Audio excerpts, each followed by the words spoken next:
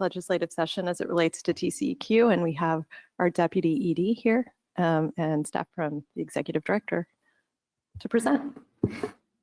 Excellent. We got the fancy pants here today. All right. Well, Shar, you're driving. All right.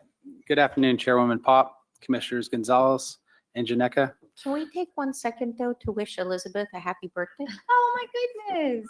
Yeah, you can't. Happy you can't. birthday. Thank you. We'll try not to be too horrible to You are, Very happy birthday, Elizabeth. you're 29 today. you. That works. General Counsel and Public Interest Counsel, my name is Stephen Char. I'm the Deputy Executive Director of TCEQ, and I'm joined here by my colleague, Elizabeth Cifuentes-Koch. Thank you for the opportunity to discuss a high-level view of our agency's legislative implementation process and the budget adopted by the 89th legislature. Please stop me at any point during our presentation if you have any questions about what we're presenting today.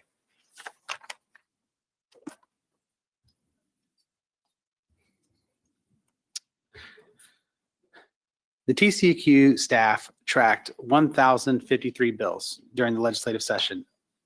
156 of those bills passed. Staff analyzed more than 700 bills throughout the process while maintaining their day-to-day jobs. I want to commend the hard work and late hours of our staff that performed during the last legislative session. Everything we discussed today was done by this team, and it was a great accomplishment for the whole agency. Hey, Shar. How many people do we have on a bill review team? Do we call it the bill review team? What do we call it? Call it the LAT team, which is the legislative analysis team. Yes. Okay. It is a very large group. I don't know the number, but I'm guessing it's in the hundreds. But I will get you that number. It's a large group.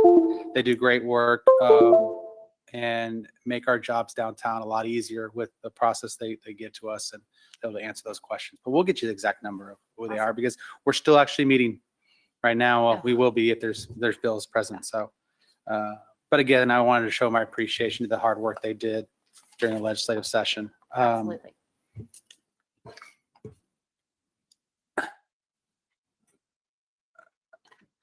The Intergovernmental Relations Division tracks the implementation of these bills. They have requested initial details from the offices, which is our offices, on the bill requirements, timelines, if rulemaking is needed. The status of the bill implementation is also shared monthly with everyone. Additional information I wanted to provide is we are right now estimating about 26 bills that will have rulemaking that we'll have to implement throughout the interim. An example of that would be, am I allowed to say the bills? Okay. Senate Bill 1145, which is the land application permit of produced water. Specifically in that bill, it does address rulemaking that we'll have to address throughout the process.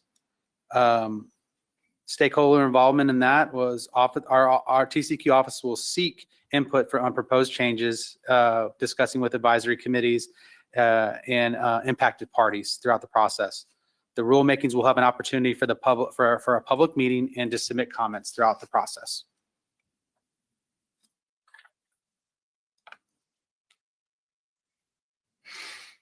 On page 4, it illustrates the total budget in Senate Bill 1 and the supplemental bill, which is HB 500 by method of finance. It totals $964 million. As shown in the chart, we are mostly funded by fees, which is GRD account.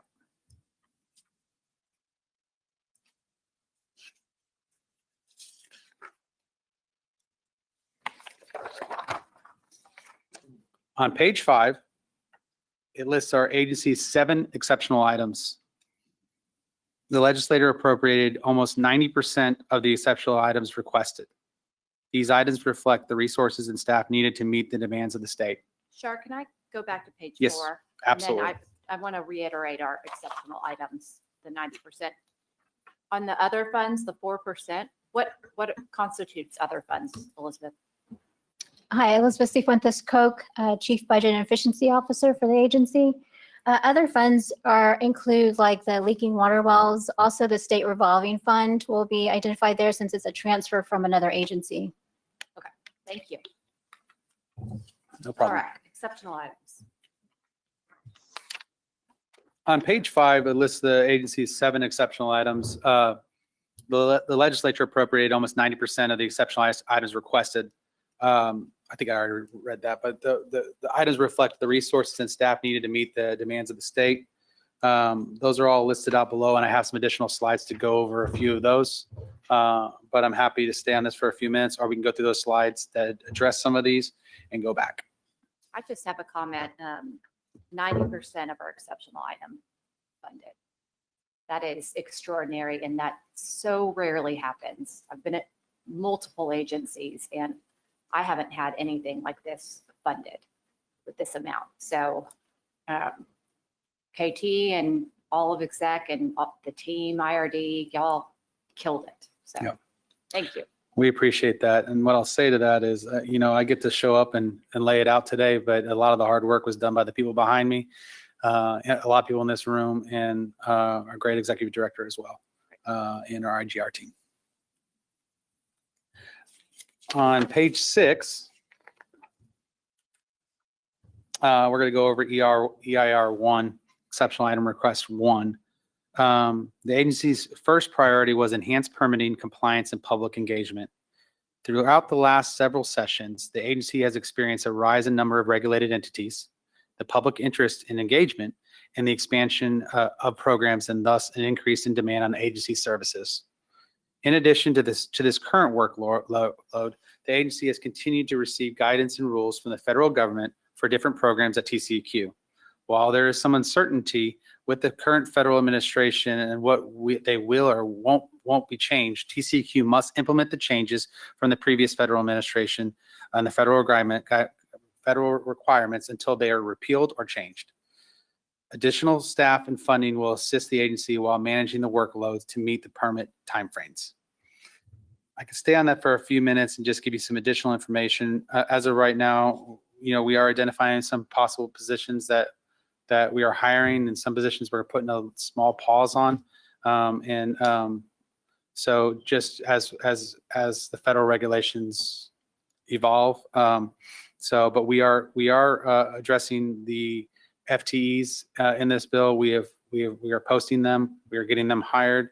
We are interviewing, and our goal is to be early and fast with this and get these all accomplished. And for instance, Office of Waste will have 11, Office of Water will have 17, Office of Air will have 52, Office of Compliance and Enforcement will have 11, and I think 2 others. Legal Services, 9. We're giving y'all a couple additional FTEs for your Chief Clerk's Office and General Counsel, and then Toxicology is getting 2, and we're getting an additional interpreter as well.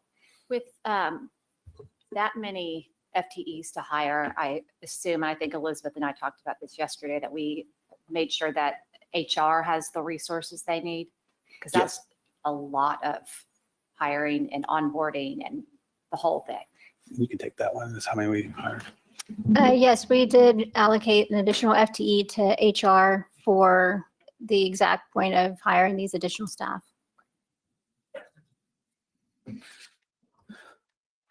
On the page to page 7, which is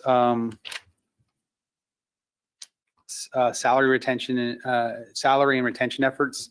It's the second exceptional item related to salary increases in funding for retention efforts. Successful years of high turnover resulted in unsustainable vacancy rate, which hovered around 400 FTEs, which was around up to about 18% between fiscal 21 through fiscal year 23, and dramatically changed the agency's tenure profile. 50% of TCEQ staff have less than 5 years of experience. Moreover, almost 30% of staff will be eligible for retirement. The funds will assist the agency with being more in line with other state agencies. I want to touch on the 50%. What I'll say that as 50% have 5 years or less, we're working really hard to try to do this. This will help be able to retain our staff going forward. I am focused on the 30% as well. I want to be able to retain people that want to continue to stay and serve the state of Texas, even though they're eligible for retirement. So I do believe there's a way to be able to address both of those, and we'll do it through this process. How many retire rehires do we have on staff? I don't have that exact number in front of us, but we do.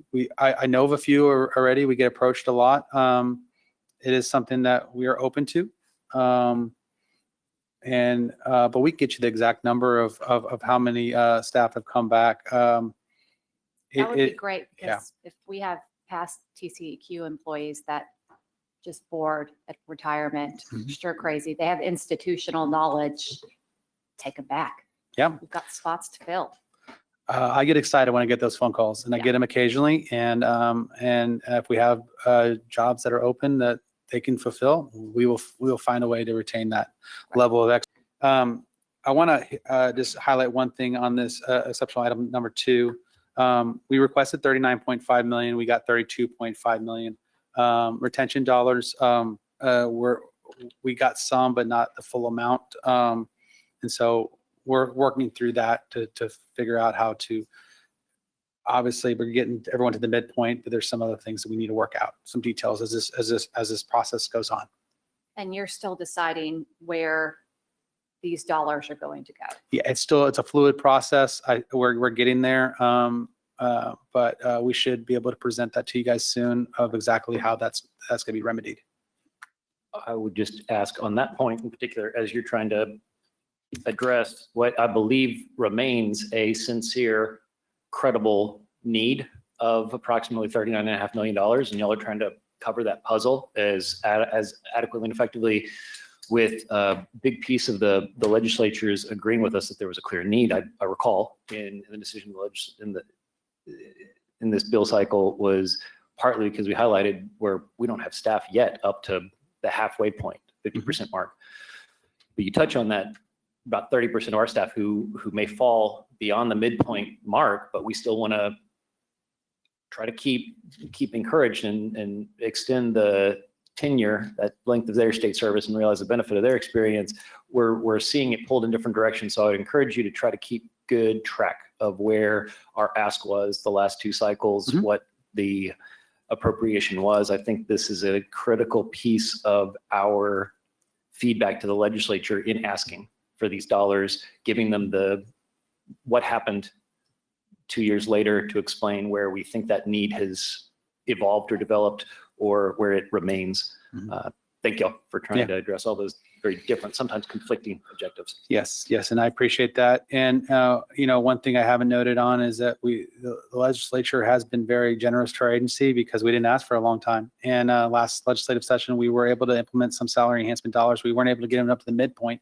We were able to get them up to the 31st percentile. It did help in our vacancy efforts, and it is something that we'll continue to monitor and see how we can continue to take care of our staff and be able to keep them within TCEQ. Well, I think it's somewhat of culture shift for this commission and this agency, because I intend to ask for every dollar this agency needs moving forward. There will be no years that we don't have exceptional item requests. I appreciate that. They can only say no. I agree. We're on the same page there. Page 8 of the presentation outlines our third exceptional item request. That's produced water. The TCEQ has delegation to issue permits to discharge highly treated produced water into waters of the state. The agency received $3.4 million and 19 FTEs to support expertise needed in engineering, permit writing, legal review, and other pertinent fields. Those FTEs, as additional information I want to give you, are going to the Office of Water for permitting, Office of Legal Services to review, and Office of Waste for aquifer recharge permits. We requested 39 FTEs, and I understand that we will go through this process. We're starting up the program. We only have a few permits in-house, but this is something I want to highlight, that additional resources could be on the horizon for next session to complete the task at hand based on the amount of permits we get in. We don't know what that number is going to be. We only can estimate it's going to be a high number, and at that time, we could be coming back to you to push an exceptional item request through next session. I assume the bulk of these 19 FTEs is going to Office Water. Yes. Are y'all ready for it? Right. They are, and as part of the process, we meet with Carrie, Michelle, and Robert and their team bi-weekly on produced water, and during those meetings, we get updates on permits and also how they're going to implement these at 19 FTEs. As soon as they get those hired up, we'll have a good org chart to share with y'all to show how the divisions are going to be aligned and work together. That's great. There's a lot of eyes at the Capitol on this one. Yes, ma'am. Very, very excited about produced water, the potential of produced water. So let's do our best to get it up and running. Yes. Could I ask for a Yes. homework assignment on this topic? I think is where it's really relevant, and it comes to my mind as something we need to do. Jumping back a couple slides on the exceptional item request table, where you show for several of the exceptional items in the LAR request how many FTEs we requested, and then how many are received. I think that's really helpful feedback for us. It's useful, but I think that it's not just the exceptional items. It's not just the budget that we see an FTE discussion. I'm aware that we often highlight in many of the bills, turn into that first page, the 1,000+ bills tracked and the over 100 of those bills that passed. I know we give at some point in that analysis, the internal agency analysis, some assessment. We think that there is an extra staff load for some bills. We think that there is a staff lift.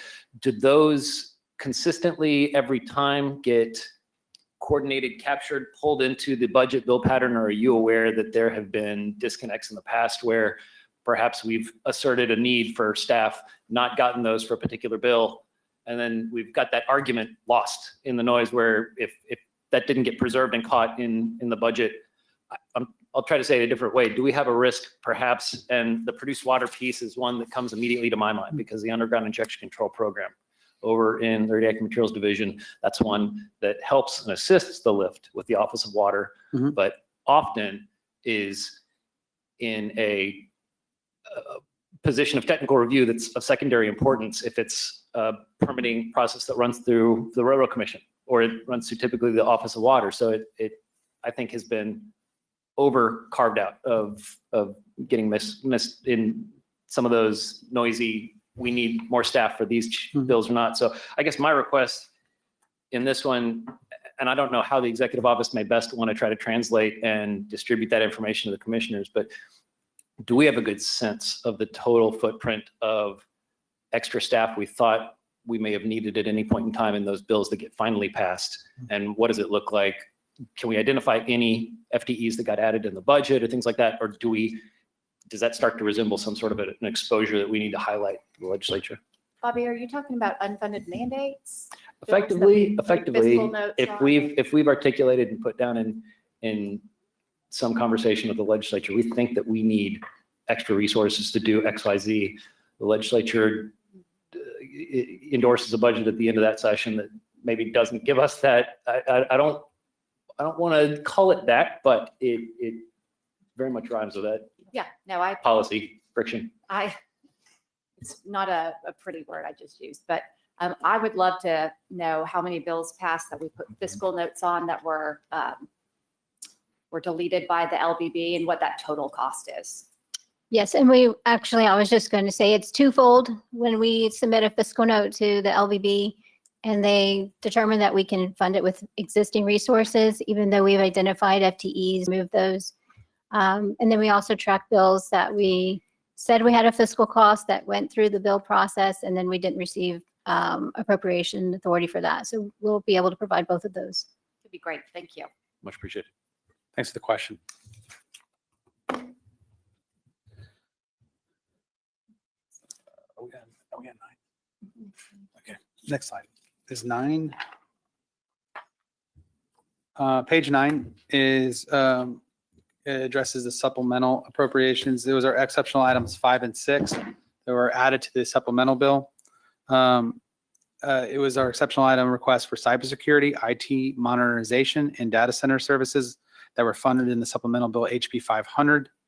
Cybersecurity funding was $7.8 million and 14 FTEs. It will allow TCEQ to be equipped with functions that protect the agency data and detect and respond quickly to potential real cyber attacks. The IT modernization is $9.9 million. That's 2 FTEs, includes Title V air permits application, water districts database applications. Those systems are 29 and 28 years old, applications coded in technology that is reaching the end of their supportability. Those are legacy systems that needed to be replaced as part of our pattern. And we continue to do that, and we'll continue to do that during sessions. Data center services is a support TCEQ servers, database applications, websites, and infrastructure equipment and software licensing. The bill also included funding for vehicle replacements. On the data service centers, what has gone up a lot in price over the years, just as everything has. And so that is usually handled outside and done through the supplemental appropriations. And so we will utilize those funds in the proper way. Shar, I think you were going to get me a list of our legacy Yes. systems. I think that would be good for the commission to see. Absolutely. And I'd love to see, you said 6 million for cyber? 7.8 million for cyber. 7.8, and how many FTEs? 14. Okay. I'd love to have semi-frequent updates on how this is going. Yes. Cybersecurity is a really big deal. We have a lot of sensitive data at this agency, and we need to make sure that we're up to date and we're secure. And we got to retire these legacy systems. Yes. We can't just have one employee at TCEQ that knows how to do the one legacy system program, and they have this fiefdom, and then they retire, and then everything falls apart. You can't do that. I don't think we do that, but it's happened in my other agencies, so let's not. We share your concern with that, and it is a priority of ours.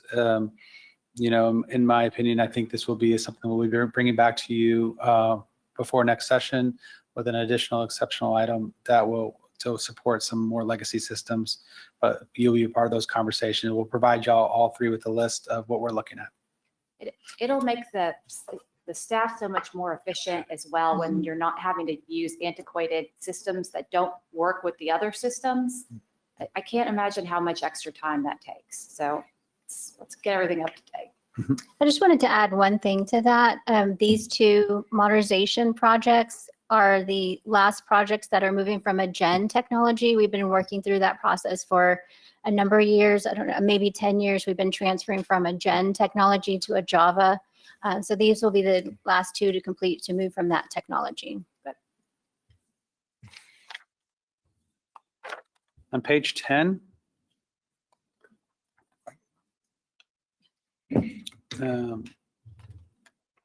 is our rider overview. The legislature adopted the agency's request for additional riders. The first rider will allow TCEQ to pay employees for being on call or working overtime during an emergency response event. The second rider will allow agency to cover meals when responding to an emergency event. The use of these riders are dependent on agency having the available funds within our coffers. This is something that's been something we've been working on for years. And I'm sorry. If we have staff that are responding to disasters, we can't provide them food? No, ma'am. No, ma'am, we cannot. Not until September 1st of this year. We cannot pay for their food, but we can as of September 1st if we have available funds, and we will identify that for food, obviously. So we're asking our staff to go out in the field and respond to disasters, but we're not going to feed you. Yeah, we can't legally until Yeah. this was passed. I'm so glad that this is in place. Thank you. This was something that's been on our radar for many years. We just, it couldn't get across the finish line, and we were finally able to do it this session with the great work of our team, and we're very happy that we're able to provide those. Is there anything to add? The final rider, not listed in your presentation, is related to potential changes to federal rules and regulations. The rider directs the agency to meet with LBB and state leadership if certain federal rules or regulations are invalidated. As you recall, the first exceptional item includes funding for increased demand in the state and to implement federal requirements. In the event the federal regulations are amended or that impact our resource needs, the TCEQ would notify LBB of any resource changes and return those funds. Obviously, that's going to be a process throughout of identifying that to know exactly what's going to happen. But we want to be good stewards of taxpayer dollars. If we ask for FTEs that are for something that was a previous administration and this administration is rolling it back, we need to find a way to return those dollars if they're not needed. But we still have to wait until those are invalidated. I guess it would be the best word for it. Sure. It'll take a process. Do we have a clear direction in that rider language, clear expectation that it's going to be a program by program? If there's any cut in any federal program that'll initiate a conversation, do we feel that it offers us the flexibility to report on those cuts, but provide enough direction or flexibility back if there's some historical balancing that we've done where perhaps we have less than obligation on one federal front, but we still need the resources Yes. for something we're still not doing enough of. I just wanted to have a good understanding. Do we feel comfortable about that? Yeah, Elizabeth is in a lot of those conversations. What I'll say is based on the conversations I've had with them, we have the flexibility and we will do it that way. Look forward to reporting and We will seeing keep you what the- guys the updated throughout the changes. process of that. We have not expedited some positions due to some of these, but eventually we will hire those positions if these regs are still staying on the books, and implement those. And so, yeah, next slide, I think is slide 11. These are legislative added riders.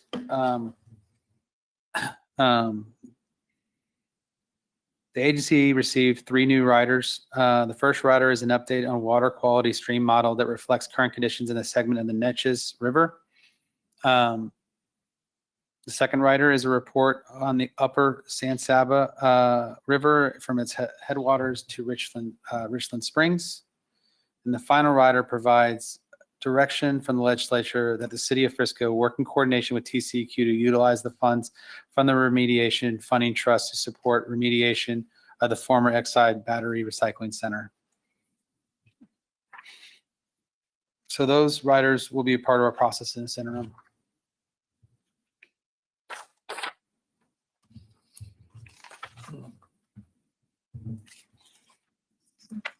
Page 12 are the contingency riders. The agency received funding for 2 of the bills that passed. Senate Bill 7, which is the bill to authorize the Water Development Board to enter an agreement with TCEQ to pay for staffing expenses related to the review of permit applications for water supply projects receiving financial assistance from the Texas Water Fund. The authorization expires at the end of fiscal year 27. The rider provides 1.8 million and 9 FTEs. Senate Bill 1145. The bill transfers the permitting authority from land application permits and produced water that has been treated for beneficial use from the Railroad Commission to TCEQ. The rider provides 1.2 million and 6 FTEs. Shar, with Yes, SB 7, yes. we don't know what the volume of those apps is going to be yet. No. I mean- So this was our best guesstimate on just getting started. Well, we asked for a little bit more than what we Yeah. got. Well, we looked at our existing workload and determined what our growth has looked like given the board has had additional funds in the last couple of sessions. So based on that information, we determined what our growth rate would look like with these additional funds. And so based on that, we identified 9 FTEs needed. Because come November 6th, if voters vote for, what's the number is it, Patrick, you know? I think, I think it's 7. I don't know where it is on all the voting lists. There'll be $1 billion Mhm. and then a dedicated revenue stream. And those apps are going to come in fast and furious. So if we need more FTEs, we will ask for them. Yes. And I misspoke. We did ask for 9 FTEs, and that's what we got. We on the land application, we received a little less than what our ask was. And so we both of these are very important to the agency. We will monitor them throughout the process, keep y'all updated on our progress of hiring, filling positions, where we are in the process, and see what we need before next legislative session. Well, and again, there are a lot of leadership eyes on the Texas Water Fund because of the need for water in the Yes. state of Texas. And we don't want to be understaffed and create a bottleneck for those projects to get out. Absolutely. We do not want to be the bottleneck of something that was very important to the state of Texas. And so we will work hand in hand with the board and make sure that everything is smooth after it gets passed. Thank you, KT. Prop 4. That's the Texas All Water right. Fund dollars. Can't tell you to vote for it, but I can tell you it's Prop 4. That concludes my presentation, and we're available for any questions y'all might have on this high level. I know we'll be back in front of y'all at an agenda in August to go through the operating budget for 26, 27. Just 26. Just 26. Thank you. I think I've peppered y'all with enough questions from maybe Katarina. Do you have anything? No? Good. Any comments, anything? I just wanted to follow up on one question if there's no other questions. We have 83 return to work retirees. 83 Mhm. out of 3,100, or how many employees do we have currently? 3,100, including TERP. 3,100. Mhm. Okay. And we have 83. People want to come back to work for a great agency. So I will tout us on that. So it's a good thing to have and promote. I have a few TCEQ family members that are about to retire, and I'm waiting that 6 months for them to come back. Yeah. I have plans. That's good. That's great. All right. Thank y'all. Thank you very much. I appreciate it. Thank you.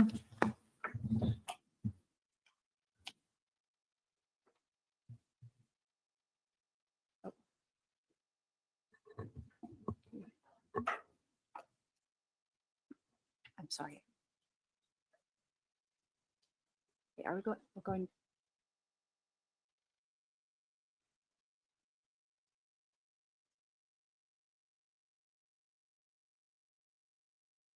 Sorry. Wait,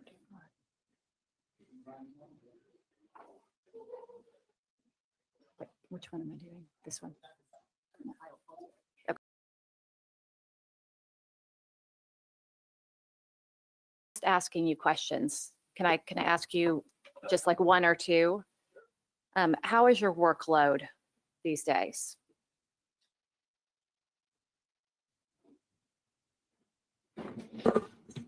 Chairwoman, thank you for asking. Question. We're losing 2 people right now, which is a big deal for a small office. So yeah, that's that will affect our workload, but we it's certainly my intent that it won't affect the quality of our work. And I'm going to try to get those positions filled as soon as I can. The 6% that attorneys got, that impacts your division greatly, doesn't it? It does, and that will help. It will apply to 7 of 8 of us. Oh, good. Good. We only have one person who's not an attorney.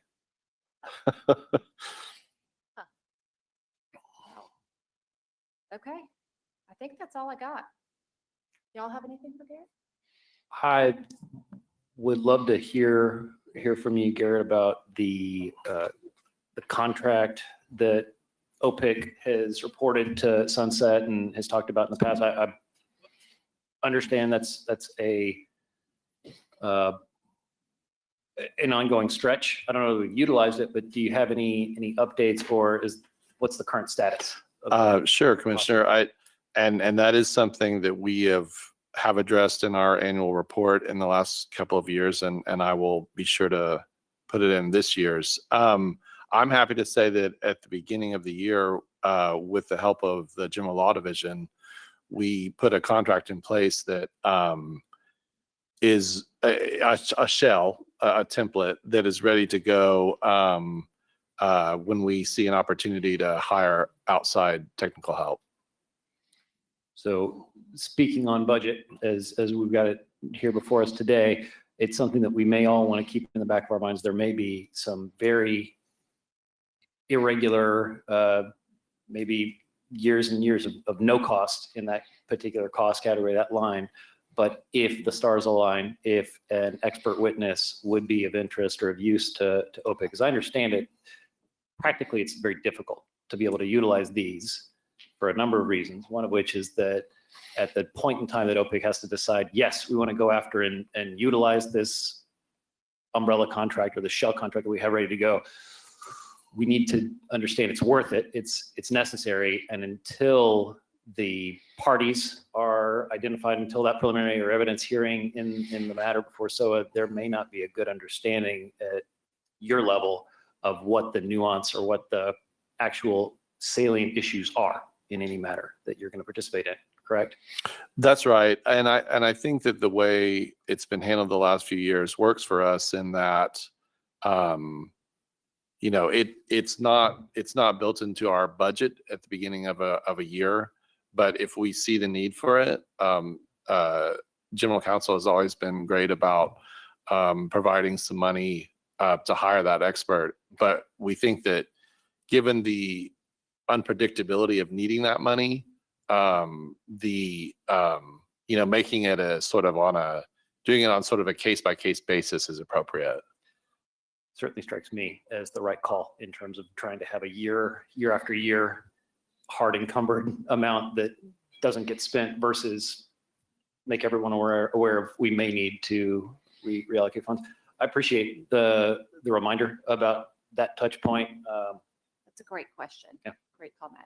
We Nothing want else to from make me. sure that you have all the resources you need to do the job that we have tasked you with. Thanks, Jill. We appreciate that. All right, anything else? All right. All right, go for it. We'll call items 2 through 5. They are for closed session, and the commission will not meet in closed session today.